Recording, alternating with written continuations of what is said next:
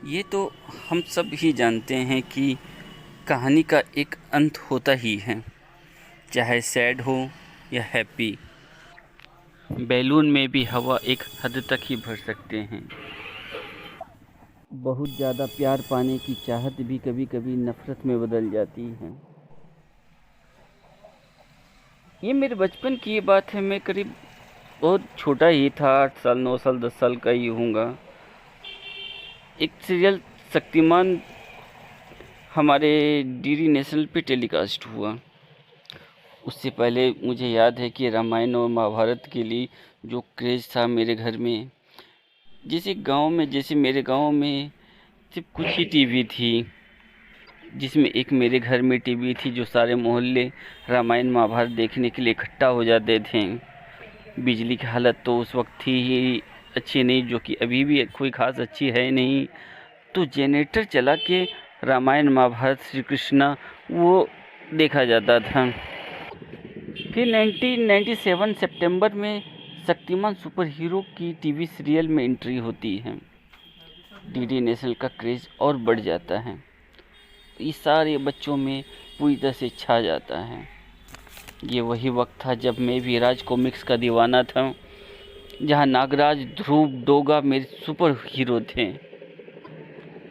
इसलिए किसी भी सुपर हीरो को टीवी पे देखना मेरे लिए भी बहुत कूल था, बहुत एक्साइटेड था।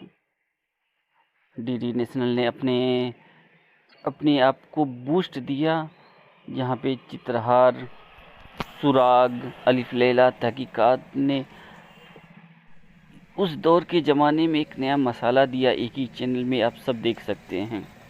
उस दौर में डीडी नेशनल ने देश को क्वालिटी और वैरायटी इंडियन ऑडियंस को दिया, जो आज के टीवी सीरियल में सास बहू के नाटक, ओ माय गॉड, ये बहुत पकाते हैं। सब कोई मुकेश खन्ना यानी शक्तिमान के फैन बने हुए थे। उनकी तरह जू जू जू करके घूमना हो या शक्तिमान की ड्रेस खरीदना एक अलग ही क्रेज़ था उस टाइम में। उस टाइम के मुकेश खन्ना काफ़ी फिट बैठते थे शक्तिमान के रोल में। बट वो दौर कुछ और था और ये दौर कुछ और है। 2022 में शक्तिमान मूवी की अनाउंसमेंट हुई थी। बोला गया था रणवीर सिंह इसमें कास्ट किए जा सकते हैं। एक अलग एक्साइटमेंट, एक अलग मतलब फील, नॉस्टैल्जिया की फील आई थी। बट मुकेश खन्ना को ये पसंद नहीं आया। हमें नए जनरेशन का शक्तिमान चाहिए था, जो हमें मार्वल की तरह इंटरटेनमेंट कर सके, ना कि पुरानी यादों का मजाक बनते हम देखें। आप मुकेश खन्ना खुद शक्तिमान बनना चाहते हैं। एक तो उनकी काफ़ी उम्र हो गई है। अगर आप रणवीर सिंह और कोई भी न्यू जनरेशन के स्टार को शक्तिमान बनते नहीं देख सकते हैं तो सॉरी शक्तिमान।